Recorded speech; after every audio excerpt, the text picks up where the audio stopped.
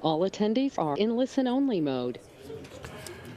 Good morning and welcome to the formal meeting of the Maricopa County Board of Supervisors. Madam Clerk, will you please call the roll? Yes, thank you. Supervisor Hickman is on his way, I understand. We have Vice Chairman Galvin. Here. We have Supervisor Gates. Here. Supervisor Gallardo. Here.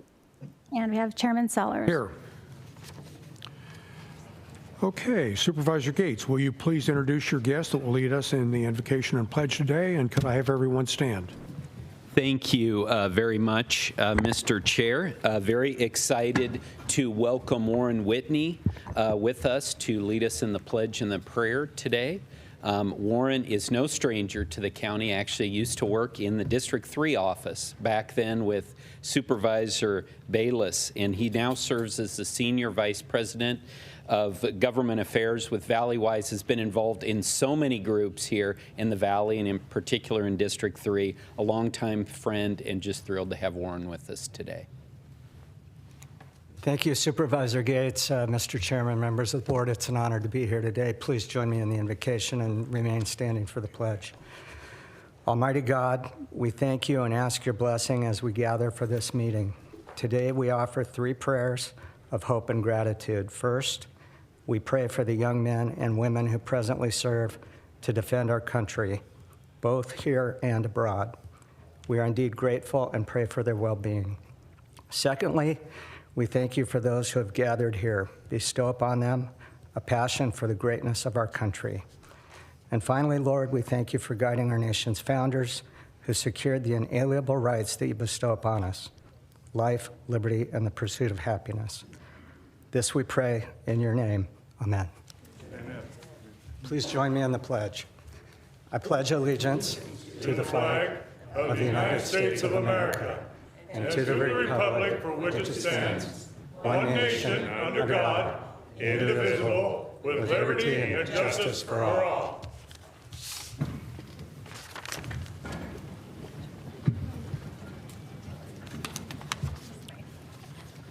Thank you, Warren. Okay, next agenda item is Pet Showcase by Maricopa County Animal Care and Control. Kim, would you please introduce us to the star of today's Pet Showcase, Millie? And Millie is definitely the star today. She is 2 years old. She's been at the shelter since July 9th. I think May just said it best, that she is our best kept secret. Millie has never met a stranger. She loves attention from absolutely everyone, as I'm sure a lot of people here have noticed, and she loves treats. If I even touch the bag that's in my pocket, she is going to bother me until she gets one. She loves playing in the pool and the play yards as well, and she can brag about something that not most of our dogs at the shelter can brag about. She got to go backstage at a Limp Bizkit concert last Friday. I know that's really random, but it happened, and 2 of our dogs got adopted at that event. She did win the hearts of the crew of Limp Bizkit and Limp Bizkit themselves, but unfortunately did not find her forever home at that event. So hopefully someone in this crowd, I think someone in the back here, has fallen in love with her, but she's already spayed and can go home today. Currently, all dogs 45 pounds and up have waived fees. She's 42, but I can feed her a little bit more treats, and maybe we can make that 45 threshold. But she is at our West Shelter if anyone's interested. Thank you, Kim. Madam Clerk, are there any announcements or corrections to the agenda? Yes, Chairman, Supervisors. I have one announcement on page 45 on the agenda, item number 108. We have an administrative correction or amendment to remove the word grossly in the contract in section 11.11.11, or excuse me, 11.1.1. Okay, thank you. Planning and zoning hearing, consent agenda. Item 5, the parking trailer and RV storage. Item 6, STIG LLC trucking. Item 7, AnthemNet Verizon Wireless PHO Tartesso. Item 8, Happy Apple Activity Center. Madam Clerk, are there any registered speakers or comments received on items 5 through 8? None were received. The board will now consider items 5 through 8. Mr. Chairman, I move approval of planning and zoning consent agenda items 5 through 8 in accordance with commission recommendations as printed on the agenda, and for item number 5 as listed in today's handout. I apologize. I'll do that again. My apologies. Mr. Chairman, I move approval of the planning and zoning consent agenda items 5 through 8. Second? We have a motion and a second. All in favor, please say aye. Aye. Aye. Aye. Aye. Any opposed? That motion passes. Planning and zoning hearing, regular agenda, item 9, White Barn Event Center. The board will now consider continuing item 9 to the November 6, 2024 meeting. Mr. Chair, I move a continuance of item number 9 until the November 6, 2024 formal meeting. Second. We have a motion and a second. All in favor, please say aye. Aye. Aye. Aye. Any opposed? That motion passes. Under statutory hearings, clerk of the board, item 10, new license application for AGEA 76. Item 11, impact statement hearing for the proposed Wrigley Terrace Tangerine Irrigation Water Delivery District. Item 12, impact statement hearing for the proposed Beverly Park Irrigation Water Delivery District. Item 13, bingo license application for SCW Boomers Club. Under transportation, items 14 and 15, patent easement abandonments as listed on the agenda. Madam Clerk, are there any registered speakers or comments received on items 10 through 15? Chairman, Supervisors, we have none. The board will now consider items 10 through 15. Mr. Chairman, I move for approval of items 10 through 15. So, I'm here for Wrigley Terrace, so I'm not used to this format. Am I supposed to speak right now and just talk about what we want to do with our water district? I'll be brief. Do we have a... Did you fill out a speaker request form? No, I missed that. It's within the 10 minutes, he still can. I'll be real brief. Is there anybody in the board that's not familiar with water districts? No? So really all we're asking for is our infrastructures from 1951, a chance to vote on it in our neighborhoods so we can keep, we have a plan how to repair it. Mr. Chairman, That's it. my only ask is that the speaker identify himself. Oh, my name is Paul Harbinson, Thank you. and I live in Wrigley Terrace. Okay, thank you very much. Mr. Chair, thank you, sir. You're located in District 3, which is my district. Thanks for taking the time to come down and speak with us. Okay, and, thank you. Appreciate your perspective. Thanks. Okay. The board will now consider items 10 through 15. I made the motion. We have a motion and a second. All in favor, please say aye. Aye. Aye. Aye. Any opposed? That motion passes. Under County Officers, Board of Supervisors, item 16, Community Solutions Funding for East Valley Institute of Technology, Hope Tech. Item 17, Community Solutions Funding for Cartwright School District Gymnasium. Excuse me. Under Clerk of the Board, items 18 through 21, Special Event License for Wickenburg Historical Preservation Society and Anthem Rotary Foundation. The board will now consider items 16 through 21. Mr. Chair, move approval of items 16 through 21. Second. We have a motion and a second. All in favor, please say aye. Aye. Aye. Aye. Aye. Any opposed? That motion passes. Under County Attorney, 22, Appointments. Item 23, Budget Adjustment for Staffing. Item 24, Competition and Practicable Contract with Avertest LLC. Item 25, Federal Equitable Sharing Agreement. The board will now consider items 22 through 25. Mr. Chairman, I move to approve items 22 through 25. Second? We have a motion and a second. All in favor, please say aye. Aye. Aye. Aye. Aye. Any opposed? That motion carries. Under Sheriff, item 26, Agreement with the Department of Energy Management. Items 27 and 28, amend MOU and IGA with Flock Inc. and City of Glendale. Item 29, donation.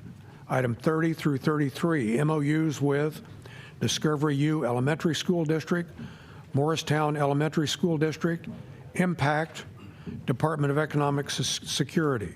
Item 34, one-time addition to fleet. The board will now consider items 26 through 34. Chairman, I do have one speaker form for item number 26. Roger Pickrell. Okay?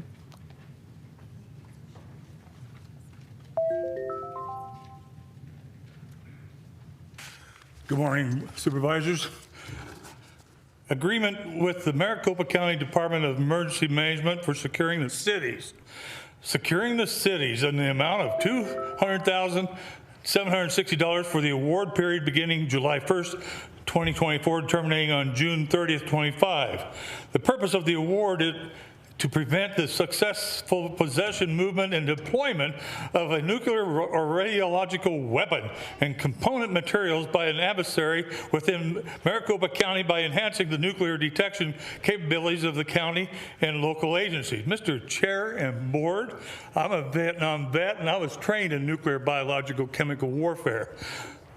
We have people pouring into our country. This is stating it. This is stating it is to prevent the movement of nuclear and radiological weapons. My question to you is, Mr. Galvin, nice beard.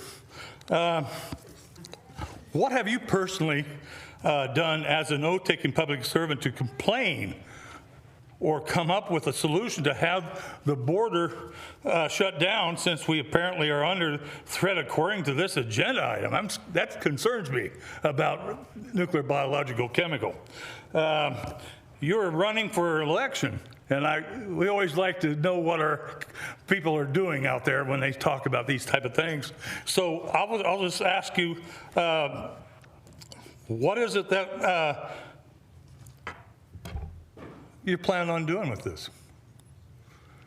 I'm not sure I understand the question. Okay, basically, the way I'm reading this, Tom, is that we got a threat coming across the border, and we're supposed to be protecting our cities from such, nuclear and radiological weapons, right? Mr. Chairman, there's a lot of threats here to Maricopa County, but for item number 26, I think we should hear from staff on the exact nature of this agenda item. Thank you. I believe Jim Prindiville is here from the Sheriff's Office.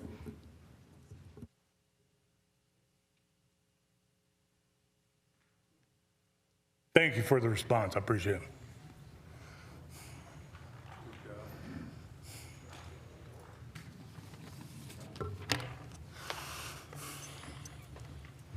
Good morning. Chairman Sellers, members of the board. This is grant money that we get every year, and we participate with other agencies in the county and throughout the state on training and exercises related to any type of these threats. We work with Palo Verde. Obviously, that's a target area, so we do tabletop exercises with them all the time. And we use the money to train our deputies and to participate in statewide trainings that just sort of emphasize what the threats are and what we should be looking for, just as a general patrol type thing. Obviously we've been lucky, we haven't had any of these exercises go live, but we are constantly being trained up on what the latest technologies are that we need to look out for. Mr. Chairman, I have a couple questions. Okay. First of all, thank you so much for that information. You mentioned Palo Verde. You're referencing Palo Verde nuclear plant, correct? Correct. And isn't Palo Verde nuclear plant one of the largest nuclear plants in the world? Yes. And it's located here next to a huge metropolitan area of 4.5 million people? Correct. So it's incumbent upon us to be making sure that we're protecting a place that could be radioactive, that could hurt thousands, if not millions of people? Yes.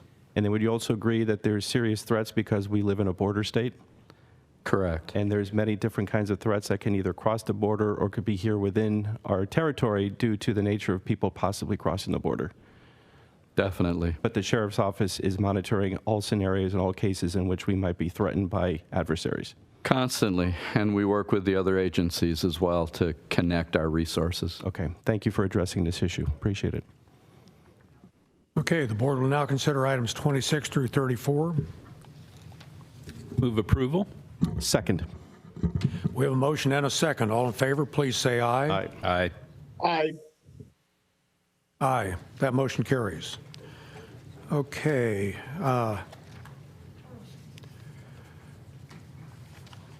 Item 35 requires a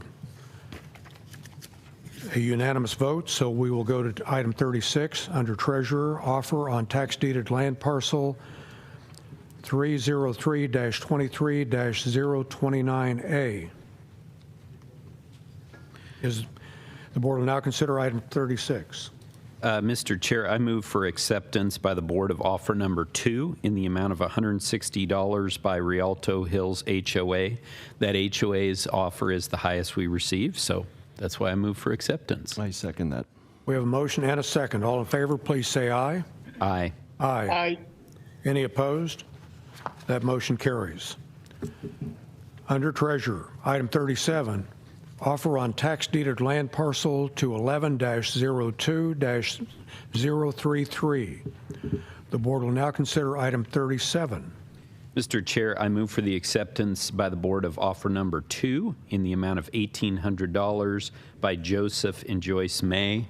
Again, the Mays offer is the highest one that we received. In addition, the Mays own a parcel of land adjacent to the parcel at issue, and accepting a bid by a contiguous landowner definitely keeps with the spirit of the statute. So I move for acceptance of offer number 2. We have a motion Second. and a second. All in favor, please say aye. Aye. Aye. Any opposed? That motion carries.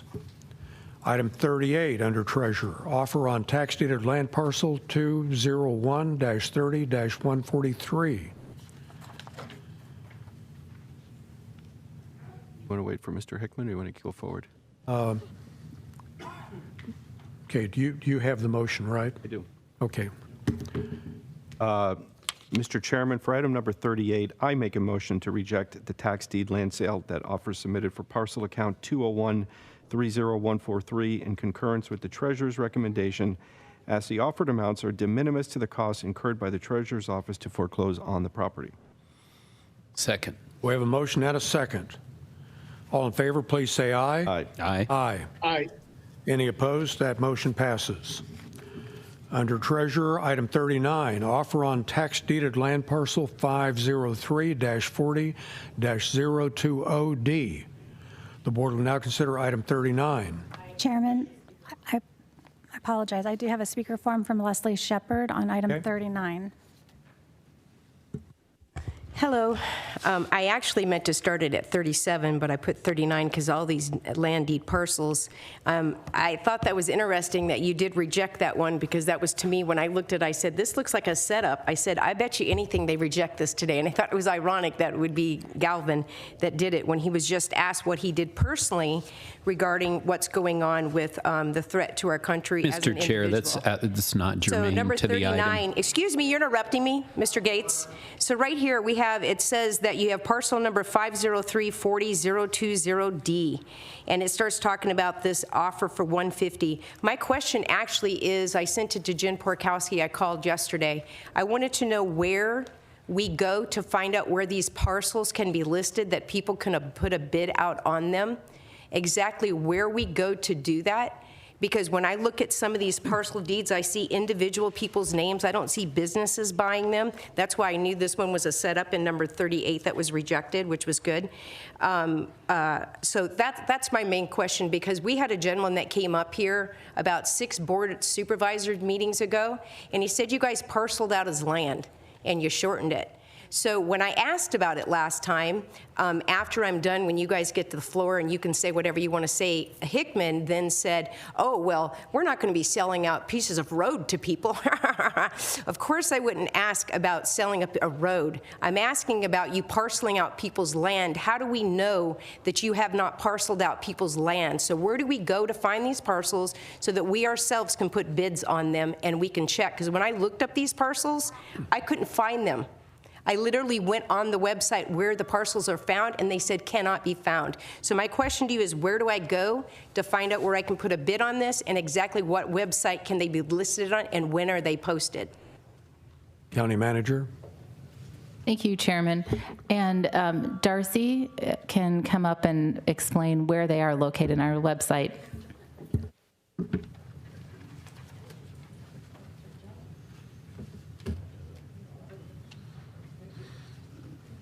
Mr. Chairman, members of the board, they are on the clerk's website, and there is a tab, and I'd be happy, Leslie, to meet with you afterwards.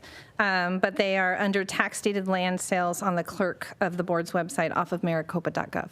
Thank you. And how far in advance are they put on there? I would need the treasurer's office, Rick Challoner, to probably answer that question for me. He's here today, if you could.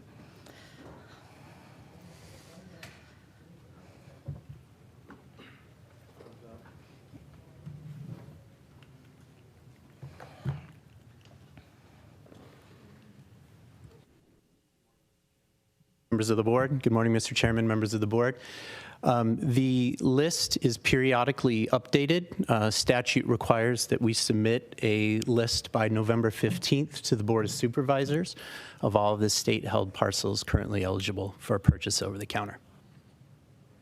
So on November 15th, that list is available on the clerk of the board's website. We do maintain it as we sell parcels. We take parcels off the list to try to keep it current. Okay, thank you. Thank you. The board will now consider item 39. Mr. Chairman, I make a motion to accept the tax deed land sale offer submitted for parcel account 503-40020D in concurrence with the Treasurer's Office recommendation. And Mr. Chair, I have a second with a brief comment, if I might.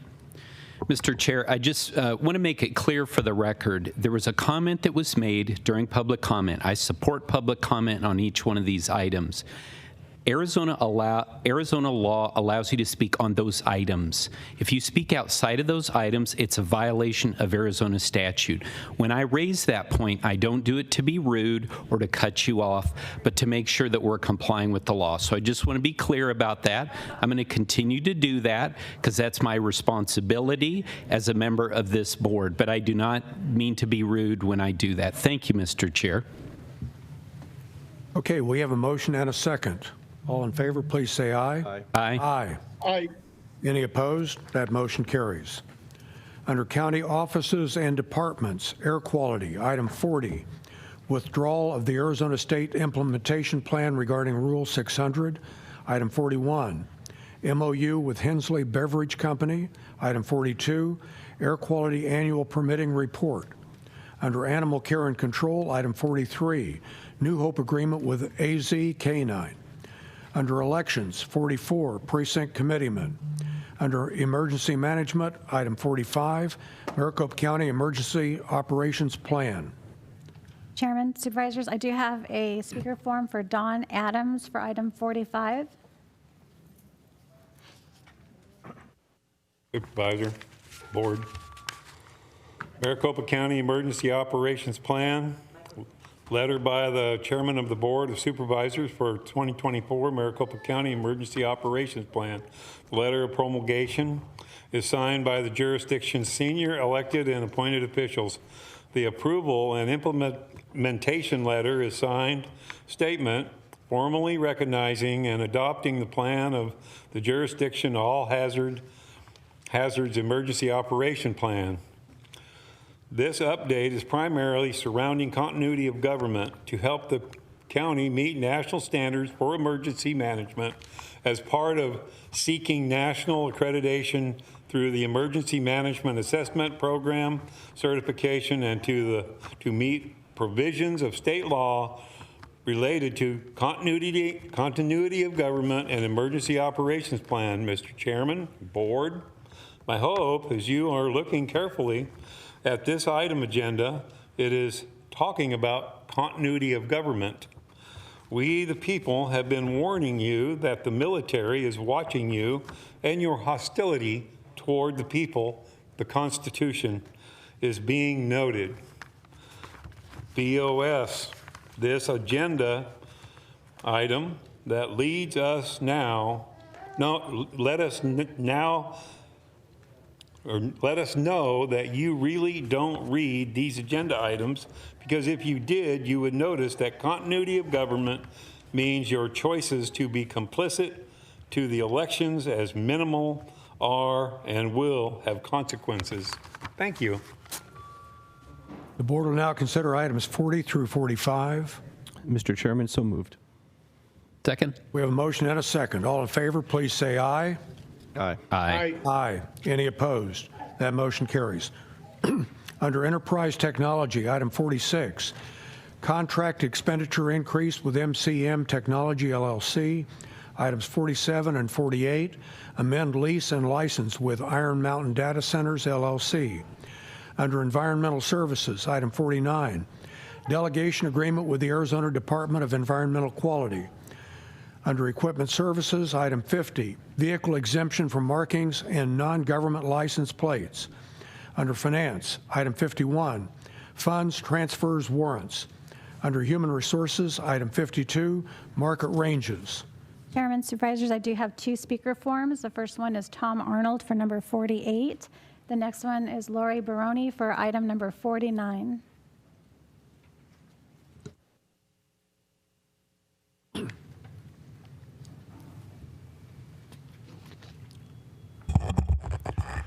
morning, gentlemen, ladies. I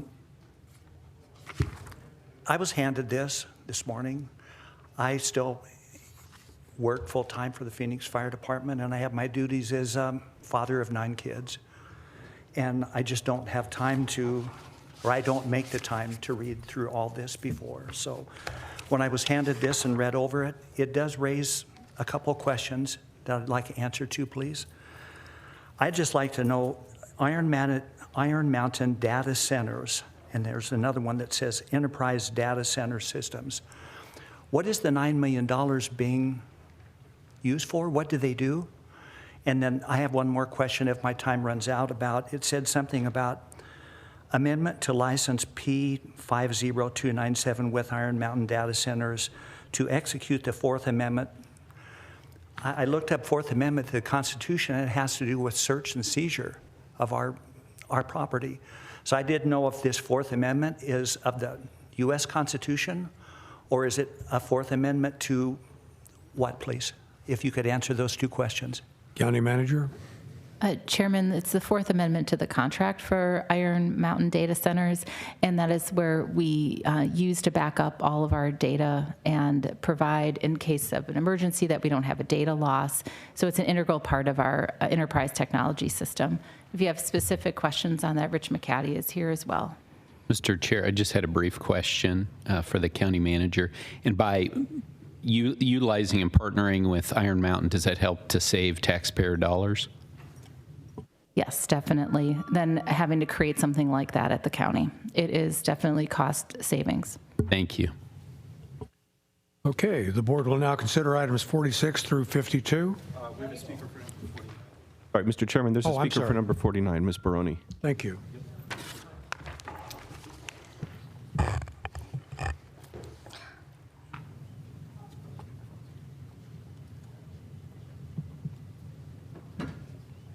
All right, agenda item 49 is a delegation agreement with Arizona Department of Environmental Quality.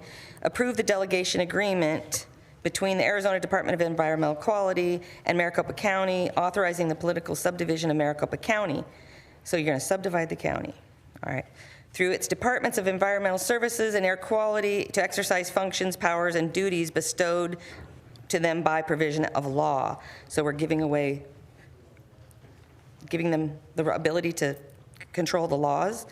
The county, through this, shall be responsible for wastewater, drinking water, and solid waste delegations. The county, through that, shall be responsible for air quality management. The agreement is non-financial, and the term is to be 30 days from the approval by all parties through June 30th of 2050, with the option of extending. The agreement may be terminated in whole or part by either party, As a political subdivision of the state, the county, through the MCSDE and all them, carry out delegated functions. Well, you know, we've been begging for clean air quality for a long time through stopping chemtrails, and I haven't seen them stopped yet. So is this going to facilitate stopping the chemtrails, first of all?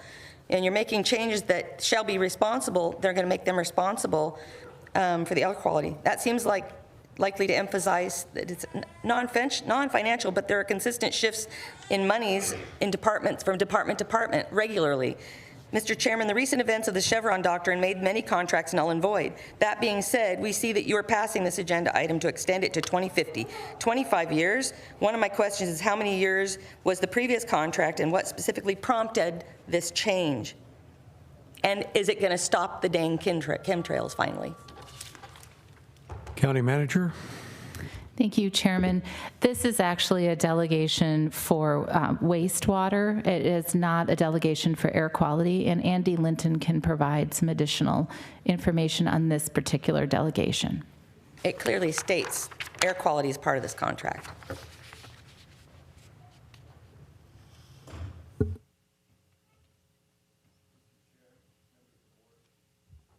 Mr. Chair, members of the board, this is a delegation agreement between Maricopa County and the Arizona Department of Environmental Quality, which delegates authority to the county to carry out activities like the county manager mentioned, on-site wastewater reviews, public water system, wastewater treatment plants. There are some provisions related to air quality that are included in this delegation agreement. This delegation agreement is standard for the Arizona Department of Environmental Quality. They have agreements with all of the other counties to carry out similar functions throughout the state. Okay, thank you. The board will now consider items 46 through 52. Mr. Chairman, so moved. I'd like a business card, please. Second? We have a motion and a second. All in favor, please say aye. Aye. Aye. Any opposed? That motion passes. Okay, now I'm going to go back to agenda item 35, transfer of ownership of a retiring K-9 ox. And we're moving this up because we're going to eventually lose Supervisor Gallardo, and this requires a unanimous roll call vote. So the board will now consider item 35. Move approval of item 35. Second. We have a motion and a second. Madam Clerk. Supervisor Hickman? Aye. Vice Chair Galvin? Aye. Supervisor Gates? Aye. Supervisor Gallardo? Aye. And Chairman Sellers? Aye. That motion passes. Thank you. And we will also move up now, item 78, real estate, declare real property land and improvements excess. So we will now consider item 78. Mr. Chairman, I make a motion to approve item number 78. Second, Mr. Chairman. We have a motion and a second. Madam Clerk. Supervisor Hickman? Aye. Vice Chairman Galvin? Aye. Supervisor Gates? Aye. Supervisor Gallardo? Aye. And Chairman Sellers? Aye. That motion passes. Okay, going back now to Human Services, item 53. IGA with EVIT for Hope Tech. Item 54 through 55, agreements for rapid rehousing services. Item 56 through 59, agreements for emergency shelter services. Item 60 through 64, amend license agreement with IGAs, license agreement and IGAs with Arizona Department of Economic Security, Chandler Unified School District, Mesa Unified School District, and City of Avondale. Chairman, Supervisors, I do have two speaker forms, one from Leslie Shepard, item 54, and then Lori Baroni for item number 57. Hello. All right, actually, I was going to speak for 54, 55, 56, 57, 58, 59. The reason is because these all fall under the reflecting as the shelter projects. My question is, people are pouring into the country and their county and state, and we know they're given IDs, and they're being given housing and money cards, yet we have veterans that are on the street.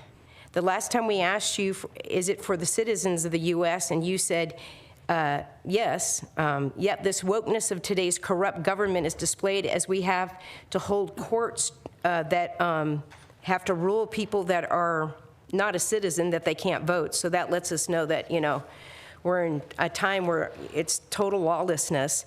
Asking for ID is considered racist nowadays.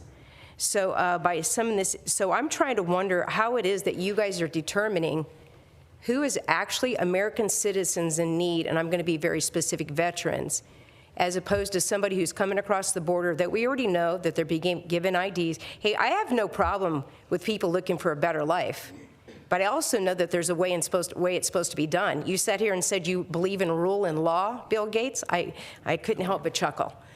Because it just doesn't seem consistent with what we see here, especially when it comes to our elections. That being said, what is being considered that we know that the people who are going to be given, you know, you're going to pass all this, we already know that.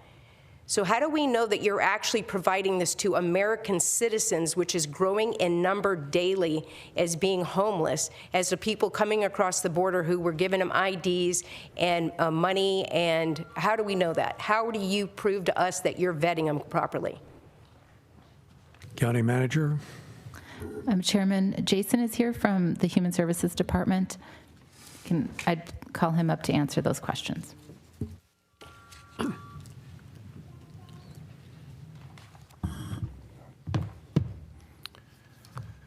Mr. Chairman, members of the board, Mr. Chairman, members of the board, sorry about that. I believe this is for agenda item number 54, but I'll kind of be encompassing All the here. shelter items that are being passed, emergency shelter items. So the... Don't shush me, Liddy. Sir, I need you to have Liddy stop interrupting our meeting Ma'am, you're with his interrupting little broken whistle. Either he needs to patch his tire on his mouth. You're interrupting the process of the meeting. He's interrupting. If you don't stop, I'll have you removed. Thank you. Continue. Thank you, Chair, members of the board. So for agenda item 54, for the rapid rehousing program, the amendment with TCAA, Tempe Community Action Agency. First of all, these programs, they do have to follow all of the federal eligibility requirements for these particular programs. That does include non-discrimination and equal access. For rapid rehousing, very specifically, those programs, you have to have a state ID in order to participate in those particular programs. I'll also note that for those shelter programs, one of the key things we try to do is that we want to try to work with them, with those case managers, to get them those benefits that are needed. I did hear in the question around working with the veterans very specifically. One of the key things we want to do is that if they have said that they're a veteran, we want to get them those appropriate veteran benefits as quickly and efficiently as possible. He mentioned an ID was what they were going by. I just said we know they're issuing IDs. Okay, thank you. Mr. Chairman, I just have one quick question. Thank you so much. Are these contracts have to be in conformance with federal law?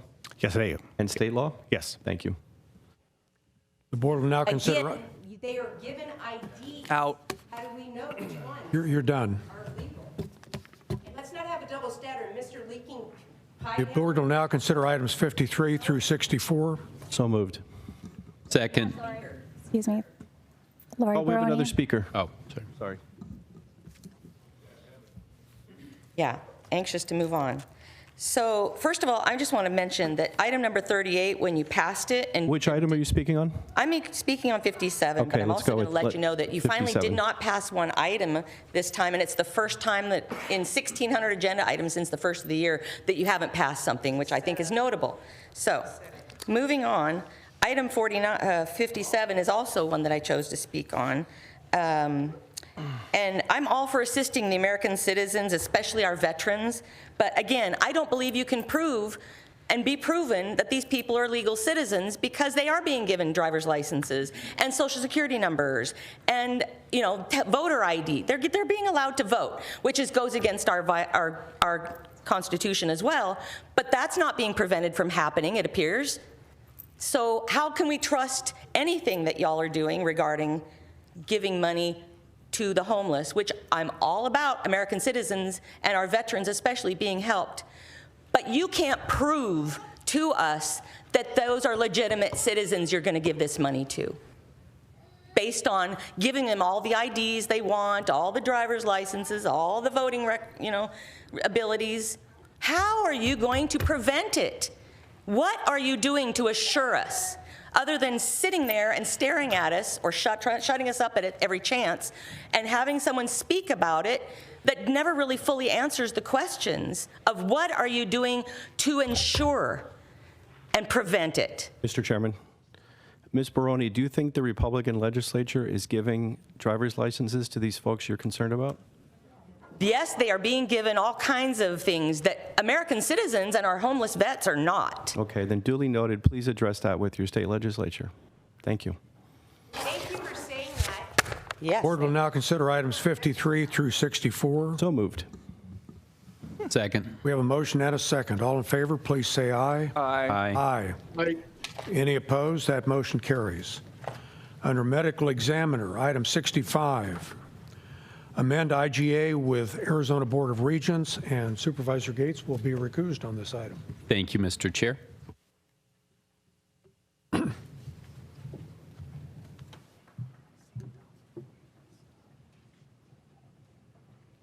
The board will now consider item 65. Mr. Chairman, I make a motion to approve item number 65. We have a motion Second, Mr. Chairman. and a second. All in favor, please say aye. Aye. Aye. Aye. Any opposed? That motion carries.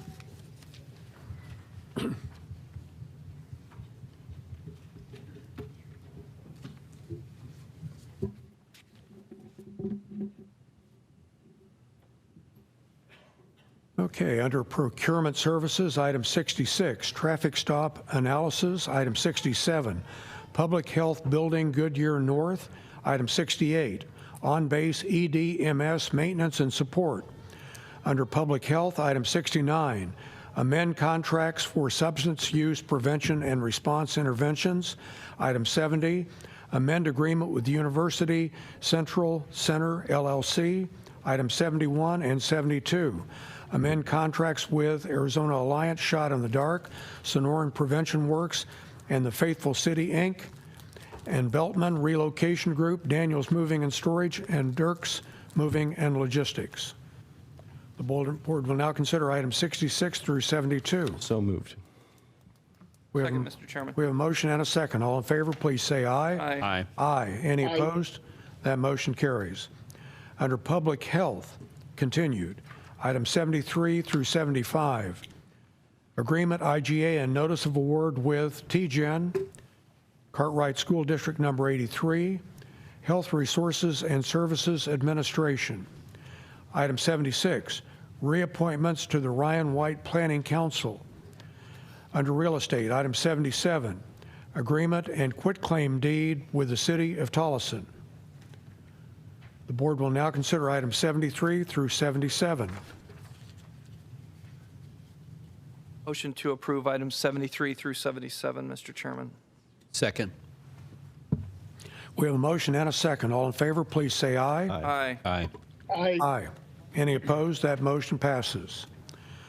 Under transportation, item 79, agreement with Google Fiber Arizona LLC. Item 80, bid and award relocation of water lines for Tonto Hills community. Items 81 through 82, road abandonment road files as listed on the agenda. Item 83, easement right-of-way and relocation assistance documents.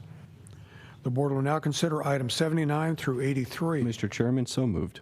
Chairman, excuse me, Supervisors, just to note for the record that we do have one speaker for him. He does not wish to speak, but he is in favor for Will Novak for item number 79. Okay, thank you. And Mr. Chair will second with a brief comment. Okay, please. Just wanted to give a shout out to Jesse and the team at McDOT for working with industry leaders like Google. This is on number 79, like Google, to expand fiber and broadband access to the residents of Maricopa County with little or no cost at all to our county taxpayers. So thanks so much. Okay, thank you. So we have a motion and a second. All in favor, please say aye. Aye. Aye. Aye. Aye. Any opposed? That motion carries. Under setting of hearings, air quality, items 84 through 87, Maricopa County Air Pollution Control Regulations, Rule 338, Rule 331, Rule 330, and Rule 326. Under Clerk of the Board, 88, bingo license application. Under Planning and Development, 89, Planning and Zoning Setting of Hearings. Under Transportation, item 90, road file number 6013. The board will now consider. Chairman, Supervisor, I do have one speaker form from Barbara Ratty to speak on item number 86. Okay.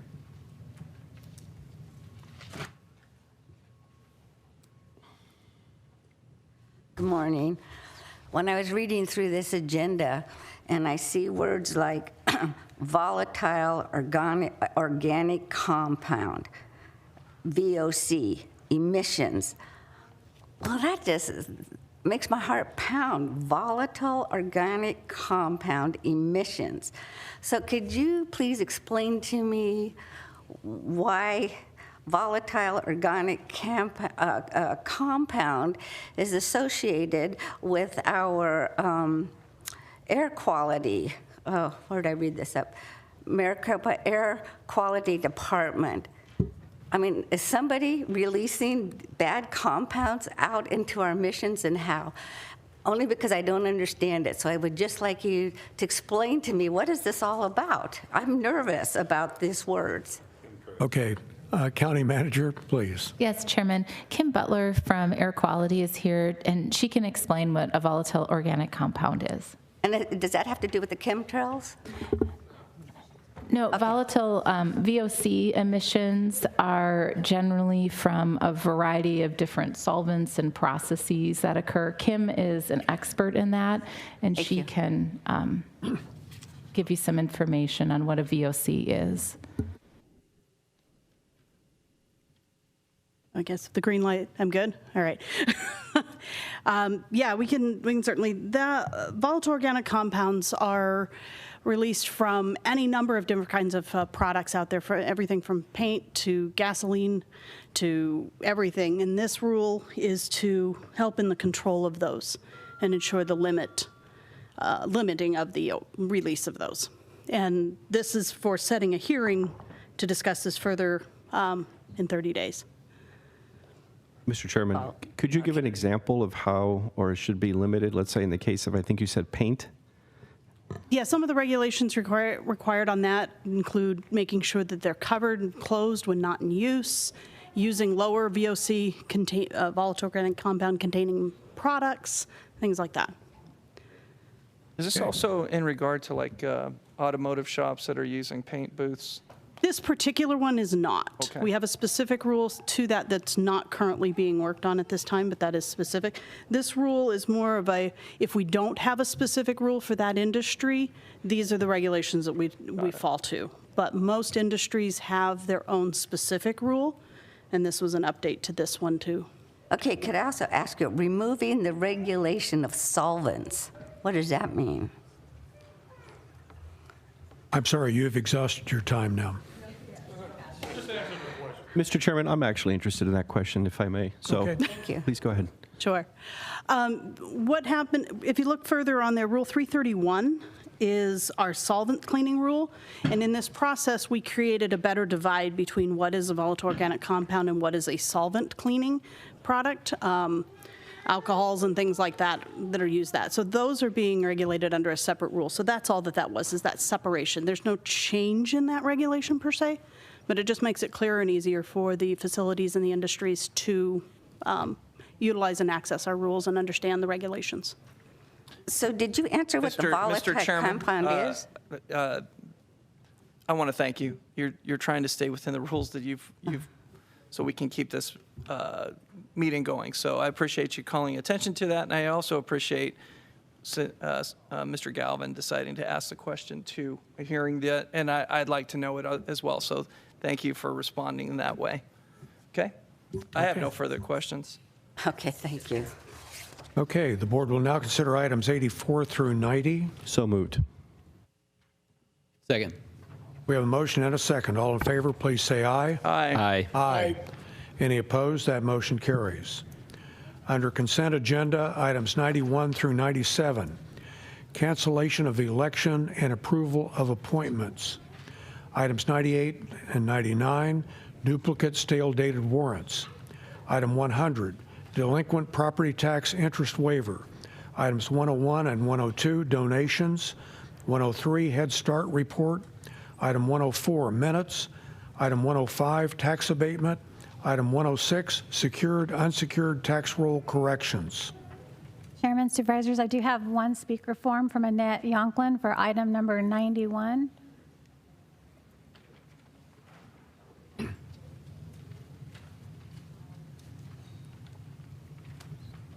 Mr. Chairman and Board, I just have one question. What qualifies something to fall under the consent category, for instance, in items 91 through 97?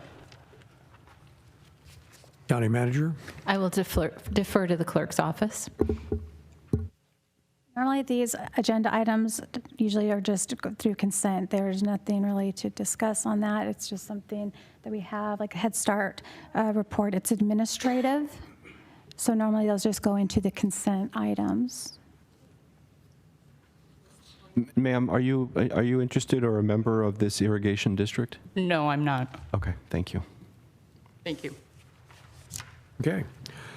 The board will now consider items 91 through 106. Mr. Chairman, I make a motion to approve items 91 through 106. And second with a comment on 91. We have a motion and a second. Mr. Chairman, thank you. I want to appreciate Karen Fletcher. I've known Karen for a long time. It's nice to see her fulfilling this role in her little community. I know she owns a beautiful house there, and it's nice that she's going to participate on this board. Thank you, Supervisor. All in favor, please say aye. Aye. Aye. Aye. Any opposed? That motion carries. Okay, under consent agenda continued, item 107, settlement resolution of property tax cases and claims. Supervisor Gates will recuse. Thank you, Mr. Chair.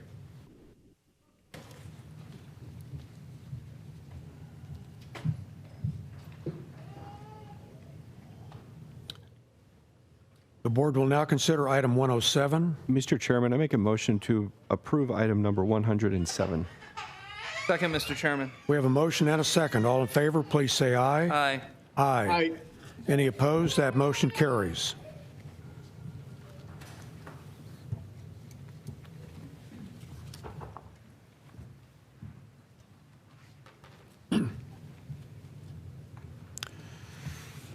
Okay, under Board of Supervisors addendum, procurement, item 108, RFP for electronic health record system.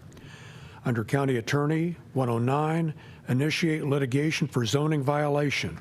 Item 110, Maricopa County versus Eric W. Hinkle Jr. and Kathleen A. Hinkle, CV 2021-017014. The board will now consider items 108 through 110. Mr. Chairman, I make a motion to approve items 108 through 110. Second. We have a motion and a second. All in favor, please say aye. Aye. Aye. Aye. Any opposed? That motion carries. We will now recess as the Board of Supervisors and convene as the Flood Control District Board of Directors. Under Flood Control District, item 111, minutes. Item 110, 112, declare sell excess parcels. The board will now consider items 111 and 112. Mr. Chairman, so moved. Second, Mr. Chairman. We have a motion and a second. All in favor, please say aye. Aye. Aye. Aye. Any opposed? That motion carries. We will now adjourn as the Flood Control District Board of Directors and convene as the Library District Board of Directors. Under Library District, item 113, amend license with Iron Mountain Data Centers, LLC. Items 114 and 115, donations. Item 116, minutes. The board will now consider items 113 through 116. Move approval. Second. We have a motion and a second. All in favor, please say aye. Aye. Aye. Aye. Any opposed? That motion carries. We will now adjourn as the Library District Board of Directors and reconvene as the Maricopa County Board of Supervisors. Madam Clerk, any public comment? For email comments, response, we have had nothing to report, but I do have 17 public record or public comment forms. Okay. I'll give to you.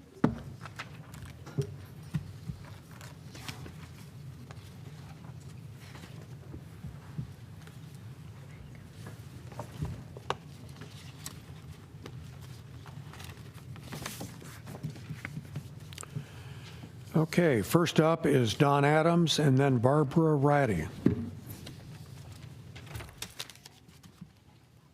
The last time I was here, I talked about the CrowdStrike effect on your polling locations. And since that time, I was a poll worker at one of the polling locations in the East Valley.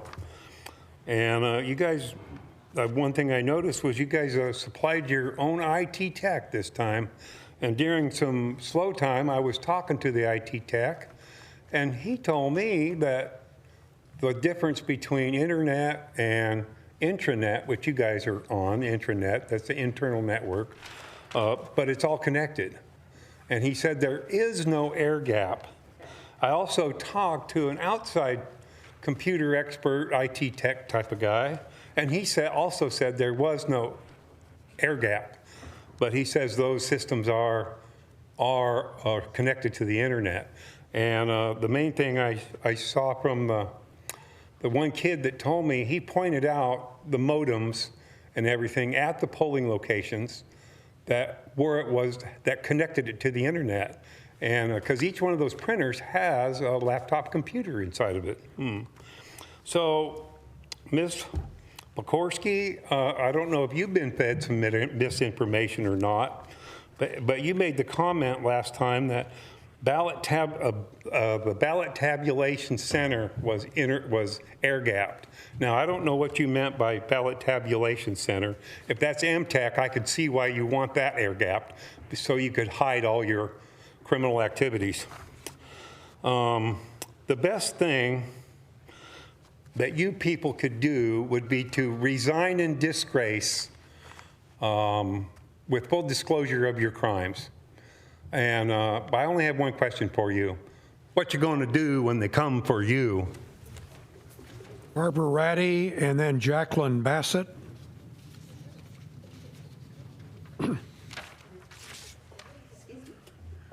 Okay. Barbara Ratty. Mr. Chairman, oops, wrong way. I'm sorry, my name's Barbara Ratty, so I'm before you. Okay. Sorry about that. Hi, I'm Barbara Ratty. The United States is purposed to be the leader of the free world.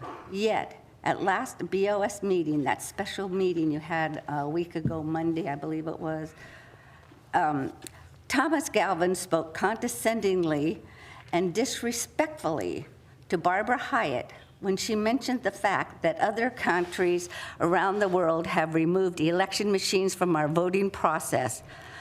Thomas Galvin went even further with his monologue when his monologue became another Russia, Russia, Russia. And you were very kind. You can be very kind, but you certainly showed a different color on that Monday to Barbara Hyatt. Anyways, from the issue at hand, which you started talking about Russia, Russia, Russia, distraction from the issue at hand, which is conducting lawful and constitutional elections. That being said, many countries are moving away from machines being involved in their elections due to the machines' lack of transparency. Currently, there are over 24 countries, and I can name a whole bunch of them, but I won't, that have are opting out of machines. They believe a conventional paper ballot or hand count election is not a radical solution to our election cybersecurity crisis. These nations declare that voting machines are easily hackable and pose limitless and undetectable and untraceable cybersecurity risks. All of them do. The American government officials, as having deceived the people for decades with one failed automation experiment after another, each new form less secure than the last.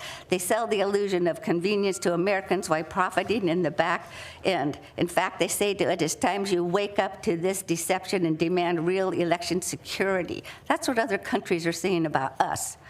Such a conventional paper ballot or hand count election is not a radical solution to our election cyber Thank you. crises. Jacqueline Bassett and then Cy Bassett.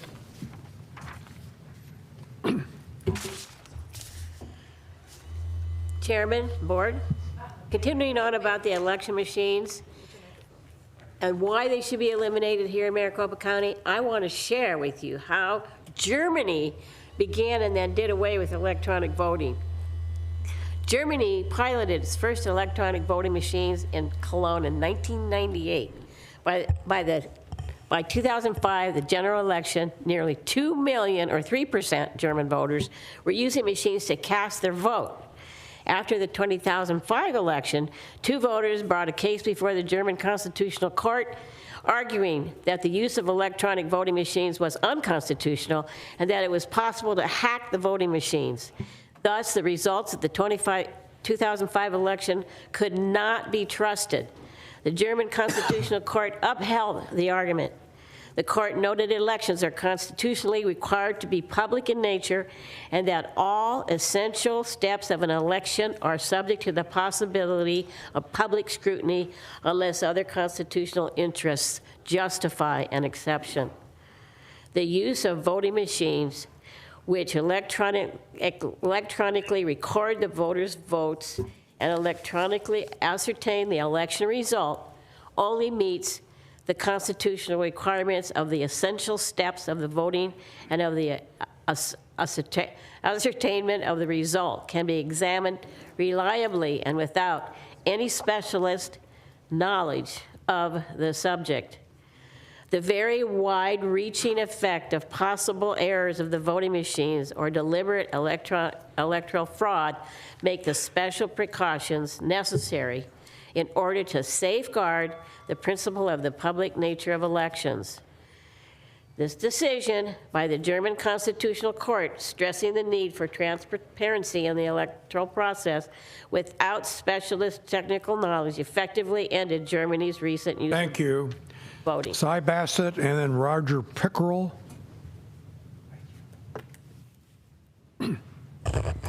Mr. Chairman and Board, further I detail how even a country like Germany, who has a large population, can easily and practically hand count ballots with transparency. How votes are cast and counted in Germany. In the 2021 election, there were 61,181,072 registered voters and 64,854,508, or 76.6% of the German population cast a vote. Germany organized 650,000 election workers to assist with 88,000 polling locations, averaging 72 ballots per volunteer. Germany's process includes the following. Votes are cast within the precinct with printed voter rolls. The ballot is accompanied by a privacy envelope which the voter inserts, seals, and drops into a locked, transparent ballot box. The polling stations open at 8 a.m. and close at 6 p.m., including electoral offices which stop accepting votes cast by post. Upon closing, 8 to 10 poll workers divide out the ballot envelopes and distribute them evenly across tables, where ballots are recounted 3 times by different people and finally once more in total. The polling station secretary enters these results. Counting is conducted until the early morning hours, and preliminary results are posted as early as 5:25 a.m. the next day. It usually takes 2 weeks to officially announce the final results, allowing time for audit requests and recounts to take place. Mr. Chair and Board, notice it says within 2 weeks. Here, a larger population not only hand counts, but are also given the option to 100% audits as needed. We here in Maricopa County are only allowed a 2% audit. We are a first world country, yet not only are we dealing with our elections being interfered with by lawless machines, but we are also being trained to accept 2% audit. Roger Pickerel and then Joe Hopp.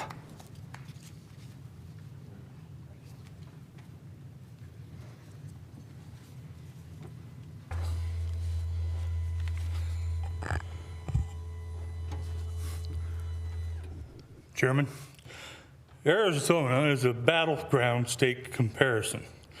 In the 2020 election, there were 4,281,301 registered voters and 3,420,759, or 79.9% of them cast a vote. Arizona organized 7,482 election workers to assist with 1,500 plus polling locations, averaging 457 ballots per volunteer. If Arizona adopted Germany's precise methods of conducting their elections, we would need to raise the volunteer count from 7,482 to 47,563, representing 1.4% of the voting population. You have been given 2 orange charts of the breakdown in our state as opposed to a larger population of voters in other countries. I bring you to your attention to Maricopa County with just under 2 million voters compared with the German model. You would need 29,065 volunteers. We have that manpower, and currently we are hand count training with a nonpartisan mindset. We, the people, are allowing all the parties and non-parties to participate. Our hand count training video was sent to you all via email, with so many of the patriots being blind copied on the email. Your lack of response is seen by all. If a country that is 14 times the size of Arizona, with 14 times the voter turnout, competently conducts hand count elections and reports preliminary results to the early morning hours, Arizona and the other 49 states can achieve the same results. A precedent has been set in Georgia, and many more are coming. Our Arizona Constitution, Article 2, Section 21, free and equal elections. All elections shall be free and equal, and no power. Joe Hop, and then Lori Baroni. Interfere with to prevent the free enterprise of the rights of the sufferers. I remind you, violating your oath of office is considered treason. Did I say that? Yes, you did.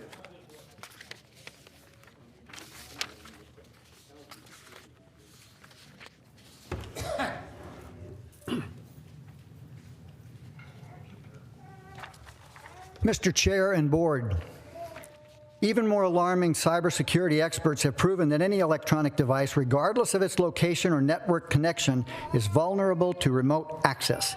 A device plugged into a wall can be hacked through the copper wire. This means that any foreign or domestic bad actor can manipulate an election from the comfort of their car in a parking lot near a polling station.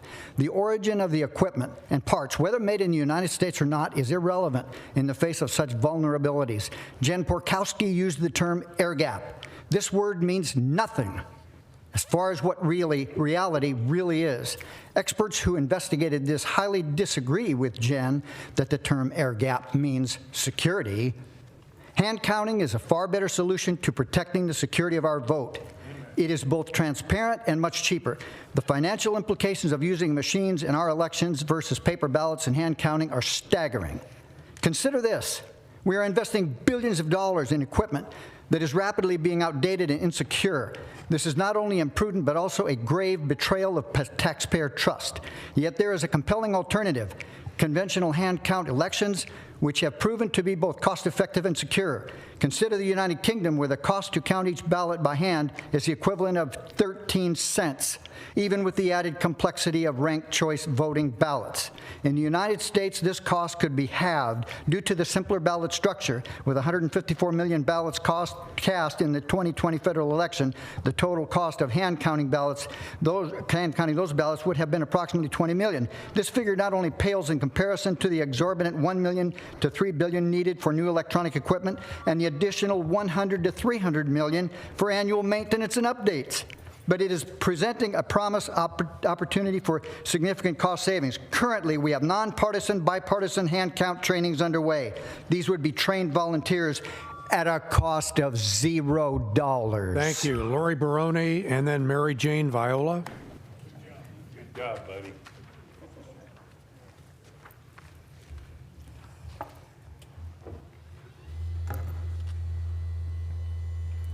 Okay, first, a couple of points. I'd like to point out that on the agenda today, you did not pass one item.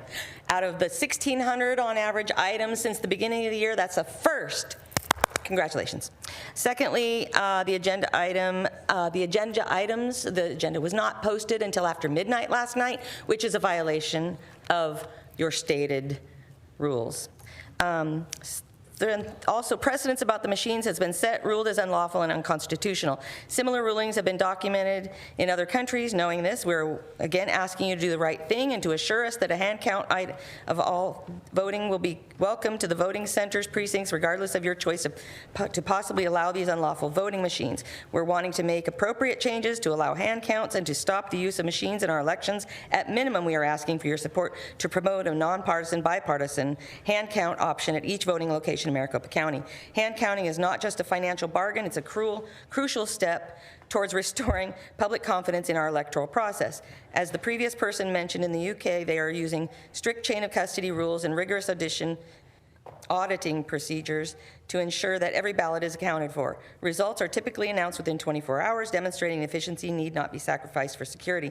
This level of security and efficiency is what our electoral process needs to retain the trust of the public. Mr. Chairman and Board, you'll go down in history with regard to the decision that you make about our upcoming general election. History will report you as defiant to the law, or instead, that you made the appropriate changes to do what was right according to your oath of office that you swore to uphold. Either way, you make the decision to implement constitutional hand counts, or you will be known as in history as individuals who willingly defied your oath to support the Constitution. Also, I'd just like to make note that, Mr. Sellers, you've been primaried out. I think that's a fine thing to happen, and I wouldn't make any long-term retirement plans because I have a feeling there's an orange jumpsuit in your near future. Mary Jane Viola, and then Kristen Vale? Vale? Mr. Chair and Board, many of the bipartisan voters in Maricopa County want to see accountability in the Office of Elections, but specifically with regard to its director, Scott Jarrett. He is on video with a team of people at MECTEC taking already tabulated and counted Election Day ballots from the black bags and inserting them through the tabulators. This is a violation of ARS 16-662, which requires a court order to perform a recount. Mr. Jarrett and Maricopa County do not have the authority to disregard and eliminate the election results from the voting centers on Election Day and conduct a new election. It looks like a blatant corruption is happening with our elections. Therefore, we want to know what is the case number for the court order in which Scott Jarrett was able to take the action he did. ARS 16-662 requires a court order to perform a recount. The people of Maricopa County would like to see transparency in this recent order from a judge. What is the case number and who was the judge? Again, I criticize you for blatant disregard of ARS 16-662. So, Attorney Liddy, what court number and judge ruled that the action Scott Jarrett took with those ballots was authorized by a judge? It looks like a crime in action. We need the case number and judge now, please. Thank you. Kristen Vale, and then Tom Arnold.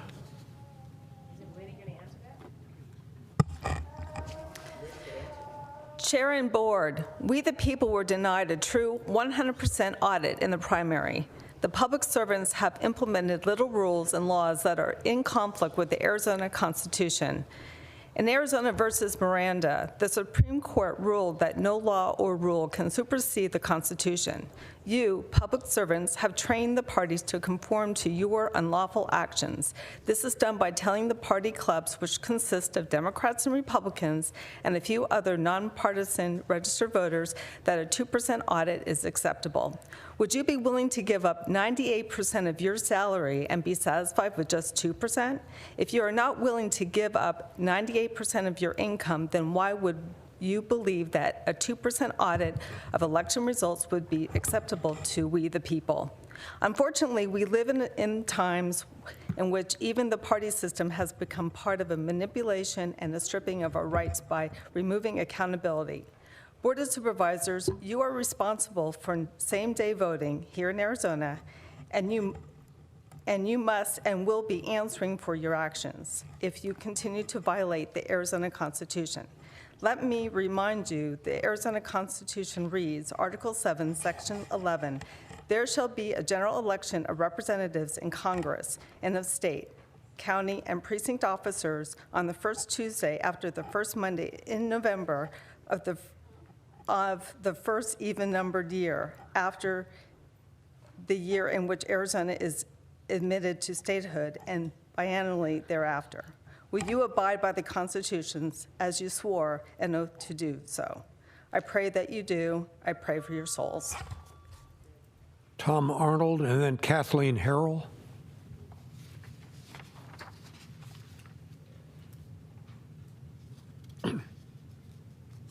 No script this time, just from the heart.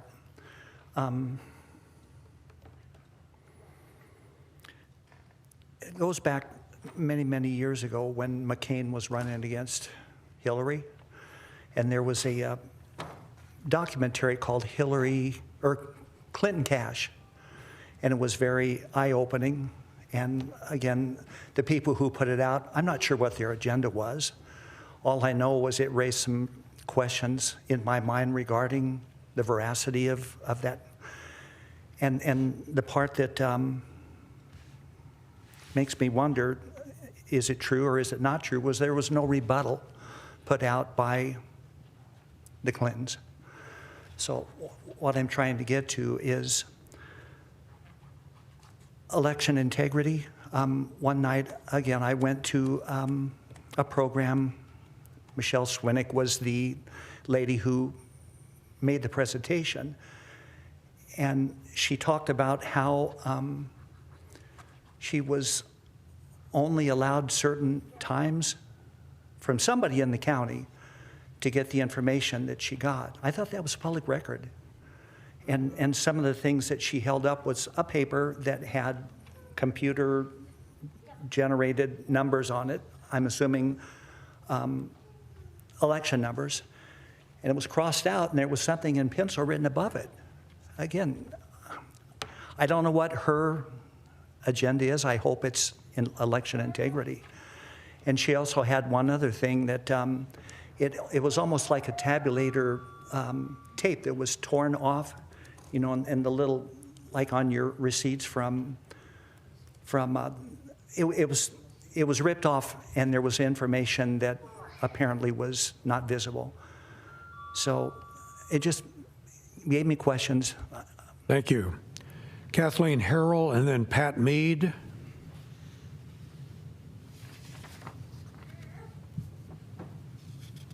Kathleen Harrell here.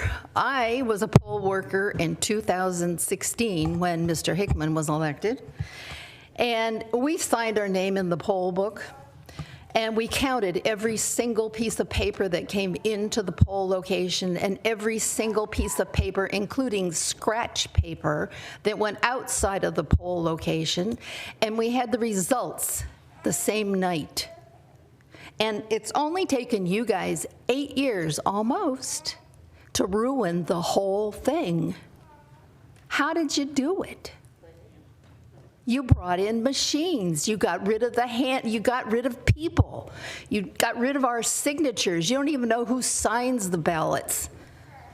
Well, maybe you do know, and maybe it's not the person that really filled it out.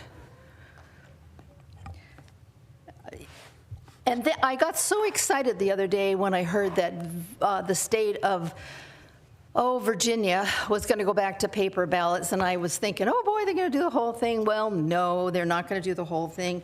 They're just going to slow down the electronic voting. And 31 states, including Arizona, of course, along with Washington, D.C. and the Virgin Islands, all do electronic voting. They hope that this is an opportunity for us to vote by our smartphones. Whoopee. You know that's not connected to the internet, don't you?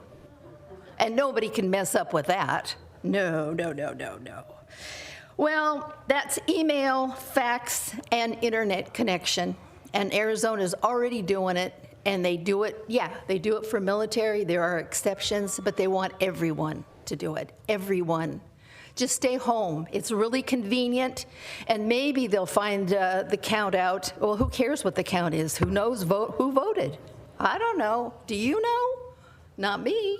My vote didn't count. Pat Mead and then Ryan Mead.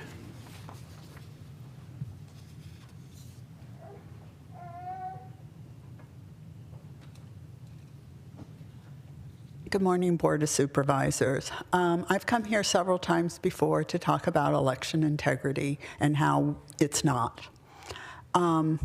We've given you affidavits stating our Constitution as well as other laws that should be followed. Now, I know there may be statutes that may conflict with that, but if you really want to do the right thing, I think you go by the state our Constitution, both the state and the U.S., and all the maxims that would apply. And that's what I recommended numerous times. Also, while I'm sitting here, I realize that you approve millions and millions and millions of dollars in budgets. And I don't know why you can't hold back that money unless they go ahead with these correct laws, and that we have a fair election that the people can actually rely on and have some faith in. I just think that's the right thing to do. I don't know why you don't want to do it.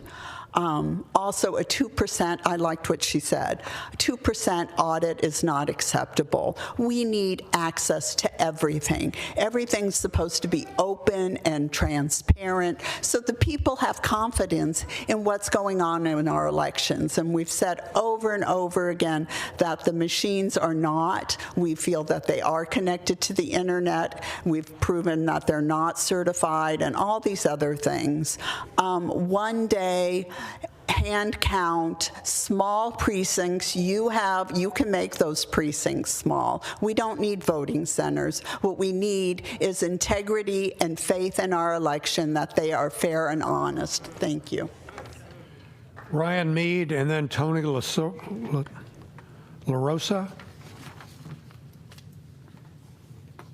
Hello, good morning. I've been here once before to serve y'all affidavits and for the election. And we do need to go back to hand counting one day. I believe it's in the Constitution. When I was a kid, I remember my parents knew the result that night, and now it takes months and months for us to know anything. Weeks on end. You hold ballots back, or like it slowly, when you get to the end, it slowly seems to like increase on the news. Like you're at 95 for 3 days of ballots that are counted. You know, it doesn't make sense. And in 2020, I believe in the whole United States, Donald Trump gained more voters than he did in 2016. And I believe like someone that does have a president that has done that before, they haven't lost the re-election if they gained more voters the second time they're running than the first time. So it just seemed weird that, you know, all these battleground states stopped counting, and then I saw it in 2020, first time ever voting. I saw the spike at 3-something in the morning. I did research, didn't know who I would vote for, you know, and I stayed up, I was awake, and I saw the spikes in all these states, and Georgia and Arizona and Pennsylvania, you know, every battleground state. It was just everything for Biden, nothing for Trump, and it doesn't make sense, you know. Even a little bit for Trump and maybe a little more for Biden would make sense. But the way everything just shot up made no sense. So thanks. Have a good day. Tony LaRosa and then Ivy Barnett. Good morning. Thank you for having me here. I'm here for item 12. About the proposed irrigation water delivery district in Beverly Park. Oh, thank you. And I see here that the creation of the proposed district will promote public health. Thank you very much. Public health, comfort, convenience, necessity, or welfare. I've been living on Beverly Park neighborhood for the past 30 years, and I mean, it's been great since then.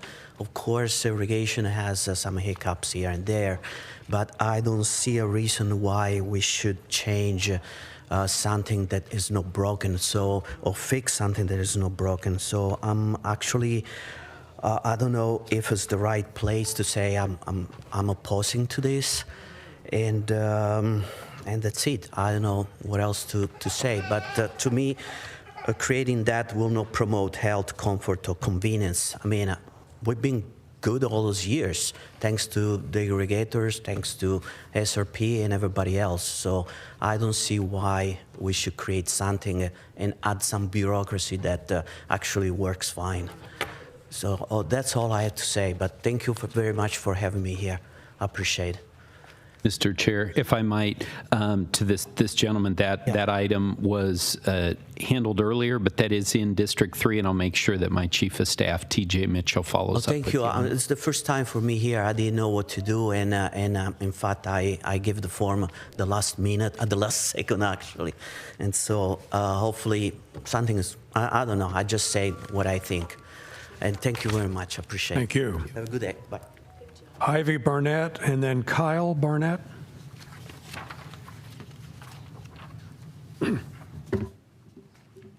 Hi, it's Barrett. Okay. I'm here to talk about Joe Foss again. The range has been closed for 52 days now, and in the past 52 days and some change, I have not received a single response from any employee of Maricopa Parks and Recreation Department, which is surprising because a lot of you all have gotten back to me more than once. Their lack of transparency and willing to answer questions about this is extremely concerning. I understand that not every government process needs to be open to the public, but we're not talking about sensitive information here. We're not talking about security or personal details or even the police or security at Palo Verde. We're talking about a public park. I was really looking forward to going to yesterday's Parks and Recreation Commission meeting. It was canceled. No reason for the cancellation. No one will call me back to tell me why it was canceled. So we're looking forward to going to the next one. Will that one also get canceled? Will anyone call me back to tell me why? We're really worried about the transparency with Parks and Rec here. We finally got their minutes from their March meeting maybe a week ago. And in those minutes, R.J. Carden, Director of Parks and Rec, states that Maricopa County Sheriff asked for Joe Foss range. Publicly, more than once, Acting Sheriff Russ Skinner has stated that he did not ask for the range. So why is the range closed? Did they close it for fun? Did the sheriff ask for it? Did Parks and Rec try to give it to them? You're not giving it to them now. Why is it closed? That's all I've got. Thank you. Okay, Kyle Barrett, and then Leslie Shepard.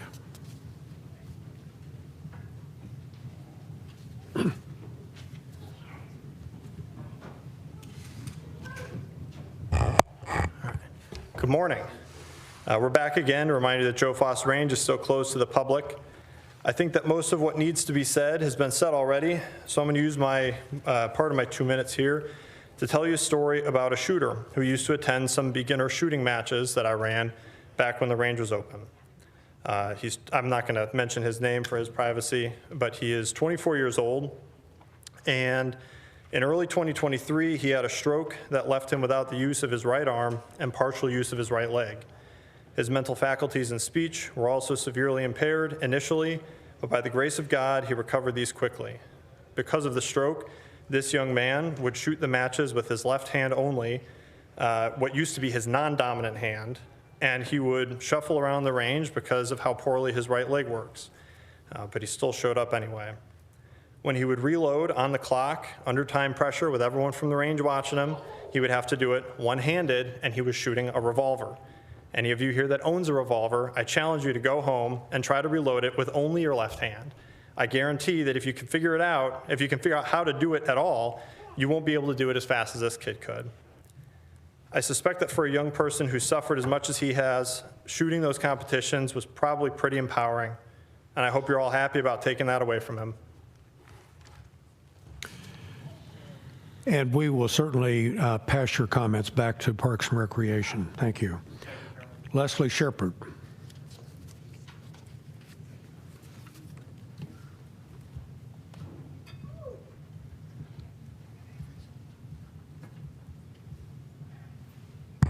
Hello. Okay, so many things were covered about elections, so I don't need to talk about it. I'm going to talk about a little bit of tyranny going on behind that desk. So Thomas Galvin, you were asked a question on item number 26 about you personally, what have you done? And you deflected to the legislature. But you are an individual who's supposedly a PC. Whether you're a paper PC or not, you're still a PC. So that means individually outside of that position, you have a job to do what is right. So the question was asked to you, what have you personally done as you're sitting there passing things regarding radioactive, nuclear, all this other stuff when we have this influx? The question was, what are you, as a person who's running again for a position, what are you doing personally? The last time I checked, and I don't normally mention his name here because I don't like people to get caught up in a party issue, because I think when I look at it, we just have a complete, we the people against a uniparty. That's what I see. So in saying that, you were asked a question, and then you deferred it and deflected it, and you said, well, talk to your legislature. That was to be expected. That's why a wonderful legislature actually showed up here to pay attention to what was going on. Also, Hickman, I don't know how you keep insurance, because I tell you what, it's pretty timely for each election how you keep having farms that burn. It's pretty interesting. You know that those ballots actually have stuff in it and they can trace that stuff back? I'll be interested if you still have any insurance coming up here soon. The other thing, the Parks and Recreation, we know for a fact that you asked Bob Branch to resign. We know that Thomas Galvin at one of the events spoke in his place because you guys didn't let him speak. So what it looks like is Park and Recreation is falling on the job. No, you guys are trying to slander somebody and make them look a certain way. You're abusing your power. And Scott Jarrett, Liddy, Mr. Walking Leak inside of this building, he was asked a question about Scott Jarrett. What documentation, what legal documentation was taken and what quarter was done so that he could do what he did? That was the question that was asked of you. It looks like a bunch of tears. Okay, thank you. County Manager, anything? Not today, thank you, Chairman. Supervisors, any comments today? No, sir. This meeting is adjourned. Thank you. Thank you.